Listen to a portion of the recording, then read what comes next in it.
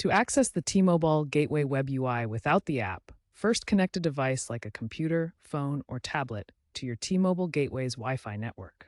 Next, open a web browser on your connected device.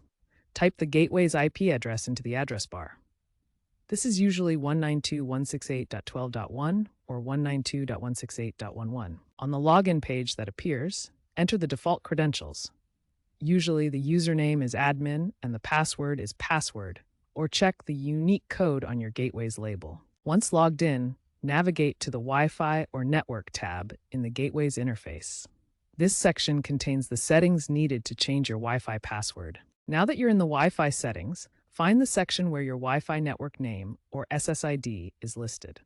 There will be a field for the password. Enter your new password, making sure it meets T-Mobile's requirements of 8 to 63 characters, using WPA2 or WPA3 encryption if available. After changing the password, apply the changes using the Apply button. You may need to reconnect your devices to the Wi-Fi network using the new password. For added security, enable guest networks or MAC filtering. Always avoid using weak, default passwords to prevent unauthorized access.